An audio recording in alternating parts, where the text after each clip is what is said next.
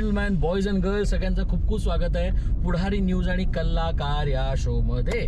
कल्लाकार या शो मध्ये आपण दर दिवशी दर वेळी अनेक लोकांना भेटतो आणि आज आपल्यासोबत भेटण्यासाठी मालिके क्षेत्रातला एक कमाल अभिनेता आपल्यासोबत आलाय आणि तो आपल्याला छान ड्रायव्हर घेऊन जाणार आहे. म्हणजे त्याच्या सगळ्या मालिकामध्ये त्यांनी प्रचंड छान काम करून तुमच्या मनात अधिराज्य गाजवलंय. तो म्हणजे शालो आपल्यासोबत. शालो, खूप खूप स्वागत आहे. Thank you so much. Welcome on Kallakar. So शालो, कल्ला आणि कार या शोचं नाव आहे. तर सगळ्यात अगोदर गप्पा या ड्रायव्हिंग व्हील या गाडीच्या असणार आहेत आणि तुझ्या आयुष्यात असणाऱ्या गाड्यांच्या असणार आहेत. सो सगळ्यात पहिल्यांदा मला सांग, कधी ह्या गाडीचा वेळ निर्माण झाला? Wien did you start drive? कुठली गाडी ज्याचा तुझ्या असंख्य आठवणी आहेत? सो मला गाड्यांचा वेळ पहिल्यापासूनच आहे, कारण माझ्या वडिलांना खूप वेळ आहे गाड्यांचा. आम्ही लहानपणापासून गाड्यांची मॅगझिन्स बघ, टॉप गिअर बघ, वेगवेगळ्या रेसेस बघ, या सगळ्या गोष्टीं थ्रू गेलोय. आणि ड्रायव्हिंगचं वेळ मला साधारण लायसन्स मिळाल्यानंतर मला गाडी हातात मिळाली. पण घरातली गाडी होती माझ्या वडिलांची, एक होंडा अकॉर्ड होती. अच्छा. सिल्वर कलरची.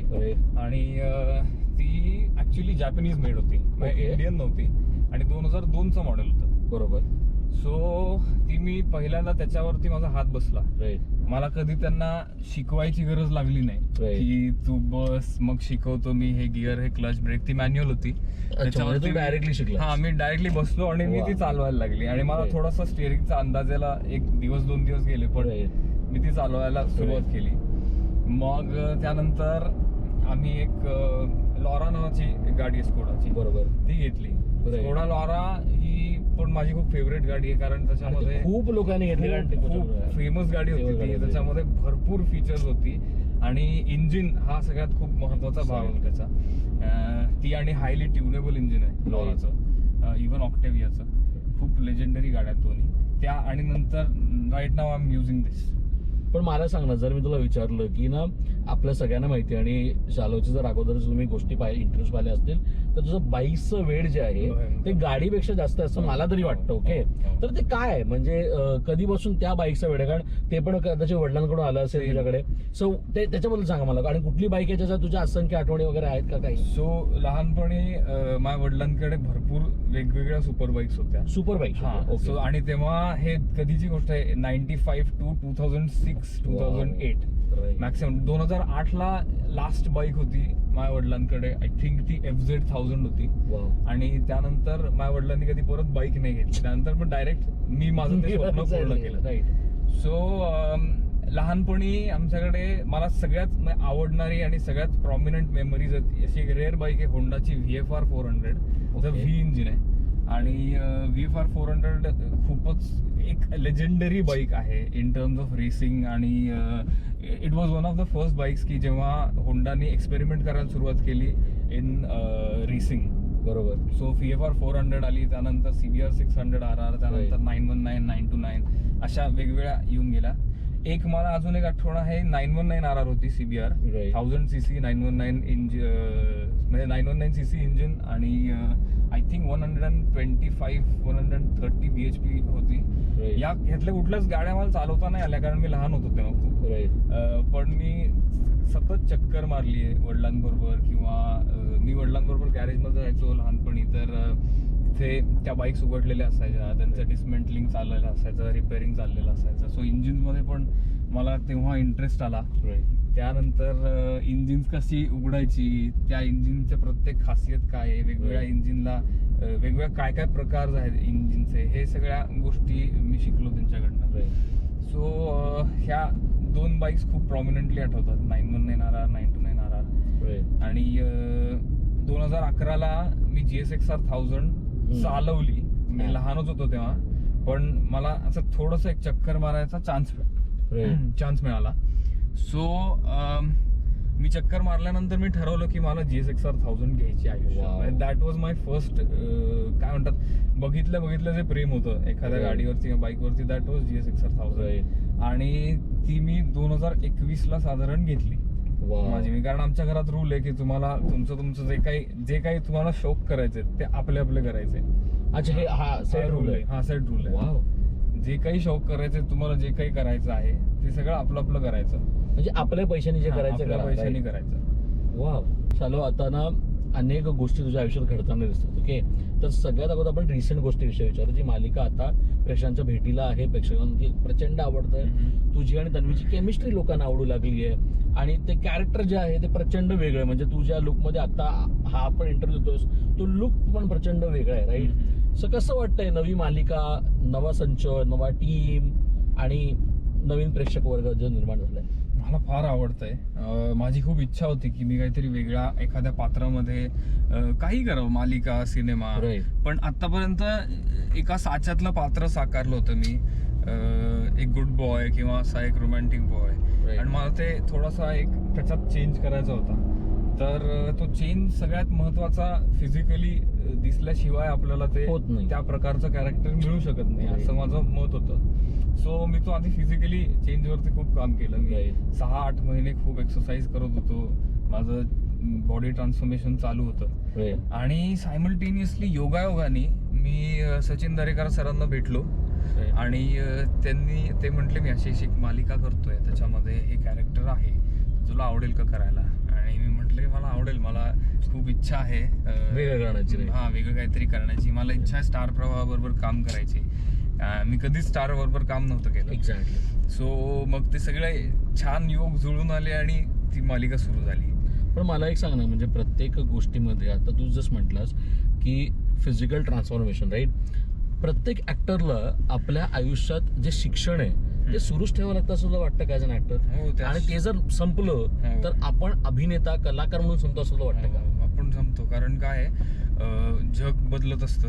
राईट. आणि आपण सतत काहीतरी नवीन शिकत राहिलं, म्हणजे ते खूप छोट्या छोट्या बेसिक गोष्टी सुद्धा असतात की आपण रोज शूट करताना आपल्याला काय शिकायला मिळतंय, या सुद्धा म्हणजे अगदी छोट्यातली छोटी गोष्ट असेल, कॅमेरा पोझिशनिंग, तरी आपल्याला काहीतरी शिकायला मिळतं नवीन. आणि ते अपडेटेड राहणं हे खूप गरजेचं असतं.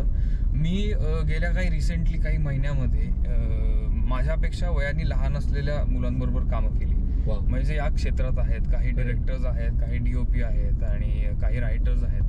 मला असं जाणवलं की म्हणजे आता मी काही फार मोठा आहे वयाने असं मला म्हणता येणार नाही, पण माझ्या नंतरची जी पिढी आहे, जे आता 20-21 वर्षाचे आहेत, एक्झॅक्टली. ते साधारण खूपच त्यांच्या क्रिएटिव्हली ते खूप पुढे आहेत. आणि in terms of the knowledge they have हे खूप जास्ती, आणि त्यांच्याकडनं शिकायला खूप मिळतं. सो मला आत्ताच असं झालं की कमाल, आपल्याला अशा लोकांबरोबर कामं करायला मिळतात ज्यांना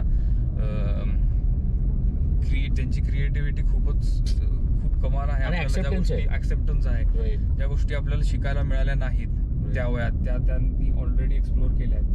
सो त्यांच्याबरोबर काम करायला मिळणं हे खरंच खूप भाग्याचं असतं, म्हणजे खूप चांगलं असतं. पण ना या सगळ्या गोष्टींमध्ये ना I want to take you to that day जेव्हा तू खऱ्या अर्थात तू पुण्याचाच, राईट? सो जेव्हा तू मुंबईला आला असशील शूटिंगला, मुंबईला तू स्ट्रगल केला असशील, पहिल्यांदा ऑडिशनला गेला असेल, तो सगळं माहोल, तो सगळं चित्र होतं तरी काय for a Poona boy to come to Mumbai? आणि कदाचित गाडीमध्ये फिरला असेल, कदाचित बाईकवर फिरला असेल, कदाचित पब्लिक ट्रान्सपोर्ट वापरला असेल, तर तो माहोल होता तरी काय for a Punekar to come to Mumbai? सुरुवातीला तर तो सगळा माहोल याचाच होता की मी इथे एक तर मुंबईत आलो ते नाटकामुळे आलो. मी नाटक करत होतो तेव्हा त्याचे शो सगळे मुंबईत लागणार होते. बरोबर. आणि त्यामुळे आम्ही कंटिन्युअसली मुंबईत होतो. नाटक होतं कमला मिल्सला. कमला मिल्स आय थिंक कुठे, सॉरी लोअर परेल. आम्ही राहायचो गोरेगावमध्ये. सो आम्ही रोज सकाळी 5:30-6 वाजता निघायचो घरातनं. बरोबर. ट्रेन पकडायचो, तिकडे जायचो कमला मिल्सला. रात्रीपर्यंत आमच्या रिहर्सल असायच्या किंवा एखादा प्रयोग असायचा, त्या करून आम्ही परत यायचो. सो ट्रेनचा प्रवास पण खूप केला. त्याच्या आधी अदनमधनं यायचो मुंबईला ऑडिशन्ससाठी. मी ऍक्च्युली पहिली जी फिल्म केली हंटर, त्याच्या ऑडिशनसाठी मी मुंबईला आलो होतो. तेव्हा मी आय थिंक 8वी-9वीत होतो. तेव्हा मी एकटाच आलो होतो. आणि तेव्हापासून एक एक्साइटमेंट असायची, मुंबईची हवा, मुंबईची काही सगळंच वेगळं होतं. आणि आपल्याला जे एक स्वप्न असतं की अरे मुंबई, आणि मुंबईत आपण ती मुंबईची एक जादू आहे ना, अनसेड. सो तेही एक स्वप्न मनात असतं कुठेतरी की आपण इथे कधीतरी कायमचे राहायला येऊ आणि आपण इथे कधीतरी आपली सगळी स्वप्न पूर्ण करू. सो ते कायमच होतं पहिल्यापासून. सो स्ट्रगलिंग डेज असं मला म्हणायचं नाही, पण ते असे दिवस होते जेव्हा एक्सप्लोर करत होतो सगळं. राईट आताही एक्सप्लोर करतोच आहे, पण आता जरा एक्सप्लोर करण्याच्या पद्धती बदलल्या आहेत. राईट. काय बदललं ते आता? तेव्हा खूप वेगळ्या प्रकारची एक्साइटमेंट, काहीच माहित नव्हतं, सगळंच नवीन होतं. की आपल्याला ऑडिशनला जायचं तर ऑडिशनला नक्की काय होतं हेही माहित नव्हतं. Very true. आता सगळ्या गोष्टी माहिती झाल्यात की काय कधी होतं, कसं होतं, आपण काय करायचं असतं, आपण ऍक्टर म्हणून काय करणं अपेक्षित आहे एखाद्या पात्रासाठी, हे माहिती झालंय. आता शिकण्याच्या गोष्टी वेगळ्या आहेत किंवा पॅरामीटर्स बदल आहेत. सो ती जी एक्साइटमेंट होती आता वेगळ्या गोष्टींसाठी एक्साइटमेंट आहे. Right right. पण ना मी हा सगळ्यांना हा प्रश्न विचारतो ना, मला ना खूप आनंद होतो की तो प्रश्न जेव्हा विचारतो ना तेव्हा तो नॉस्टॅल्जियाला तो माणूस प्रत्येकाचा जातो. सो आपण नेहमी म्हणतो कलाकार म्हणून आपल्याला काम छान करायचं असतं, काम वेगळं करायचं असतं, काहीतरी डिफरंट कॅरेक्टर्स करायचं असतं, त्याच्याबद्दल तू बोललास. पण जेव्हा ही मालिका आली असेल, जेव्हा तू पहिल्यांदा लोकांसमोर आला असशील किंवा तुला पहिल्यांदा कोणीतरी ओळखलं असेल शालू, तो माहोल होता तरी काय?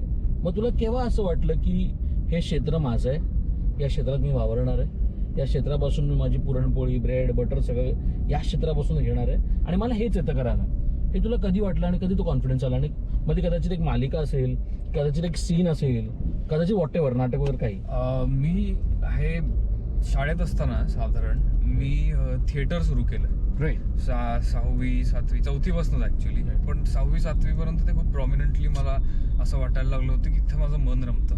आणि माझ्या शाळेत सुद्धा एक चांगली गोष्ट अशी आहे की मुलांना जे एखाद्या समजा स्टुडंटला असं त्यांना कळलं की त्याचा कल कुठल्या तरी वेगळ्या क्षेत्राकडे आहे, बरोबर, तर ते त्याला खूप एनकरेज करतात. राईट. सो त्यामुळे तेच घाबरले, घाबरून त्यांना कळलंच नाही. खरंच झोपले होते ते वाटतं. त्यामुळे असं होतं की तुला जे काही आवडतंय राईट, त्यामध्ये तू लक्ष दे, असं शाळेतनं एन्करेजमेंट होती मला. राईट. आणि माझ्या आई वडिलांनाही त्यांनी सांगितलं की याला अकॅडमिक्स मध्ये कदाचित फार इंटरेस्ट नाहीये, पण हे जे काही करतोय तो त्याच्यामध्ये त्याला खूप इंटरेस्ट आहे, सो त्याला ते कंटिन्यू करू दे. वाव. असं करत करत मी साधारण 7वी 8वीत होतो आणि गणेशोत्सवात एक माझ्या भावाचा कार्यक्रम सुरू होता.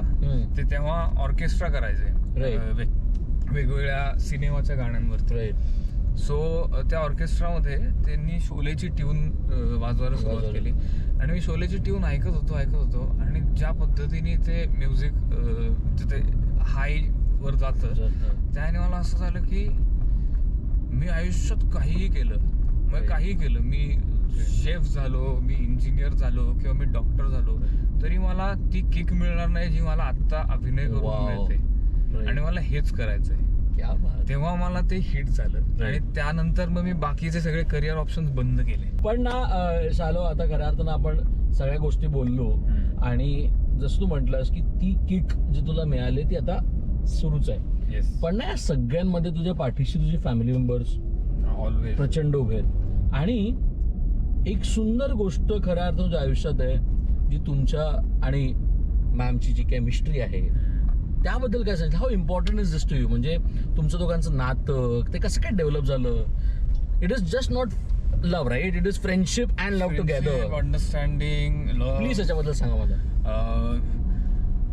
Actually eagerness to explore life together. आता गंमत अशी की माझ्या आईवडिलांनी खूप मला सपोर्ट केला लहानपणापासून. त्यांनी मला नर्चर केलं. त्यांना जेव्हा कळलं की याला ऍक्टर व्हायचंय तेव्हा त्यांनी आउट ऑफ द वे जाऊन काही गोष्टी मला सांगितल्या की ऍक्टर होण्यासाठी काय महत्वाच्या असतात. त्यांचा काही संबंध नाही खरं तर ऍक्टिंगशी किंवा सिनेमा या क्षेत्राशी, फिल्मशी, पण त्यांनी मला आउट ऑफ द वे जाऊन काही लोकांशी बोलून किंवा त्यांच्या अनुभवावरनं की माणूस म्हणून कसं असलं पाहिजे, ऍक्टर आणि माणूस हे जे कॉम्बिनेशन एक आहे ते कसं असलं पाहिजे, याबद्दल खूप मला काय काय त्यांनी छान पद्धतीने शिकवलं, वाढवलं.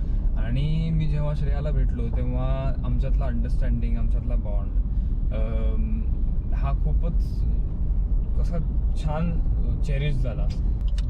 सो ते जे अंडरस्टँडिंग आहे, तो जो बॉन्ड आहे, तो आमचा हळूहळू वाढत गेला आणि त्याचं आता खूप एका मॅच्युअर रिलेशनशिपमध्ये आणि लग्नामध्ये रूपांतर झालंय. आणि ते लग्न सोहळा पण किती सुंदर झालं ना. हो. म्हणजे घरचे सगळे एकत्र, मित्र परिवार एकत्र, असंच वेडिंग पाहिजे होतं का रे? असंच लग्न पाहिजे होतं का? मी खरं तर आयुष्यात असं लग्न या विषयावरती मी कधी असं विचार नव्हता केला. आणि जे काही आमचं लग्न दिसलंय किंवा जे काही लग्न झालंय ते सगळं मी क्रेडिट श्रेयालाच देतो. ते मला काही नाही मी शूटिंग करत होतो तेव्हा. एक्झॅक्टली.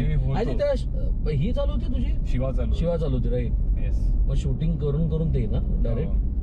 बाप रे बाप. मी व्हिडिओ कॉलवरती असायचो की कुठला आउटफिट चालतंय, याला कुठला कलर चालतोय, फूड, या सगळ्या गोष्टींना मी व्हिडिओ कॉलवर असायचो त्या काळामध्ये. पण ना या सगळ्या गोष्टींमध्ये आपण नेहमी म्हणतो की ऍक्टर प्रिपेअर्स, ज्याला आपण म्हणतो ना, तर तू आता म्हटलंस की ना प्रत्येक कलाकाराला मला काहीतरी वेगळं करायचं होतं, त्यामुळे मी अगोदर प्रिपरेशन करून ठेवलेलं फिजिकली.